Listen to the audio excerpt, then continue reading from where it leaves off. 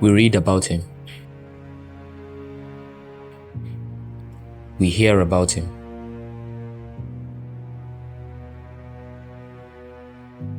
We talk about him.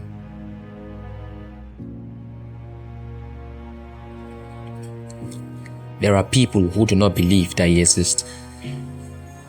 There are those who believe that he exists.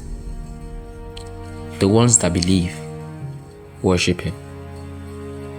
Some of them are even ready to die for him because of their convictions. The stories we read about in history, in one way or another, tells us about him. Ancient manuscripts reveal his power, his wisdom, his character, his nature, and the acts of old. Of all manuscripts, there is one that stands out, which is the Bible. The Bible in its entirety is about him. From the Bible, we see him. From the Bible, we see his works. From the Bible, we see his plan. From the Bible, we see God.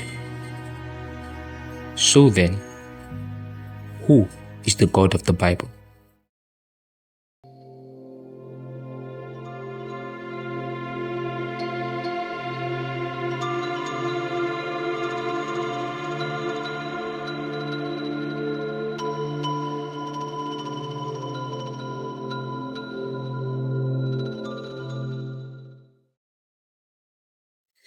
The name God in the English language is defined as a deity or supreme being.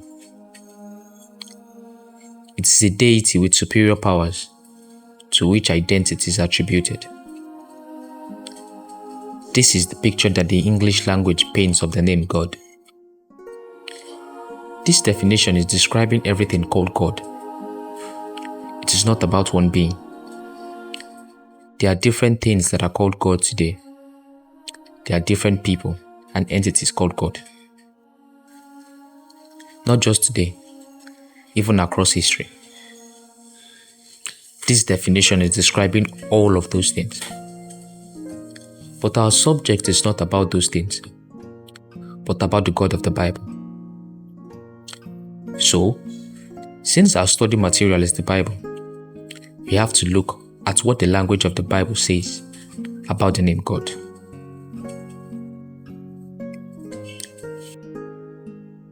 First off, why the Bible?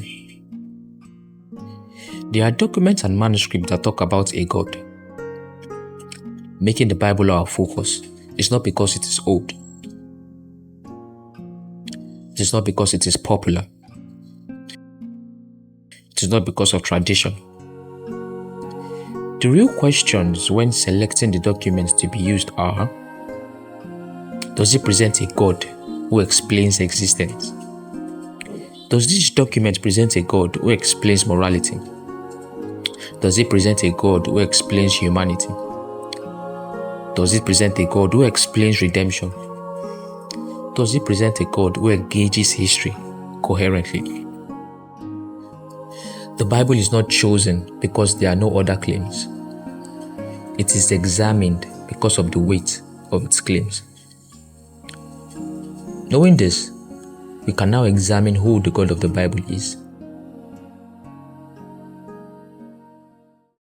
The name God as used in the Bible is from the Hebrew word Hayah. Hayah means to be. It means to become. It means to happen. It means to come to pass.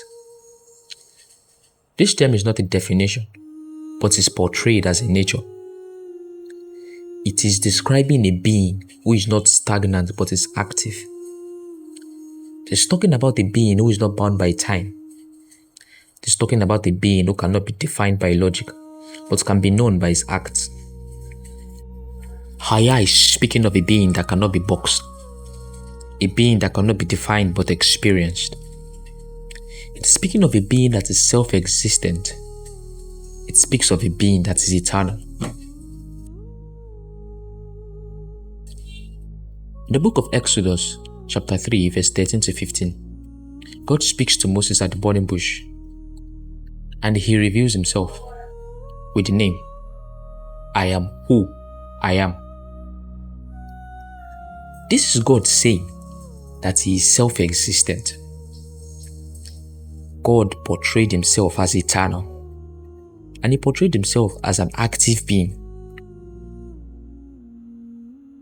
I am who I am is God saying that he is eternal, that he is not bound by time. He exists outside of time. He is not limited by time. Time cannot explain him. Time cannot describe him.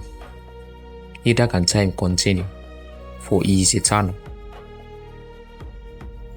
It is also being portrayed as an active being, the one who is and who acts. From the beginning, God has been. He was there, and he is still here. God is not the result of some blast. He is not the product of an action, but the very being that all actions stem from. God is self-existent. Even today, he remains God. Even today, he is I am.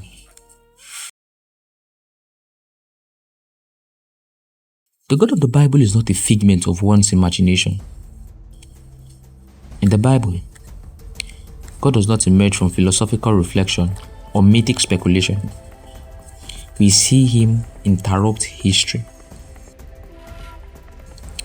We see him when he called Abraham, when he confronted Pharaoh,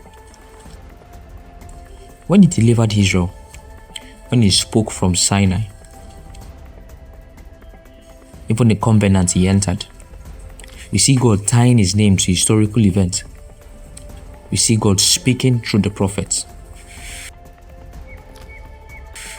The God of the Bible was not invented or discovered. He is the one who revealed himself.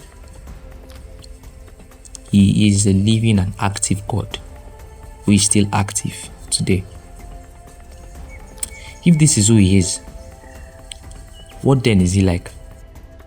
Is he in the shape of a man? How does he behave?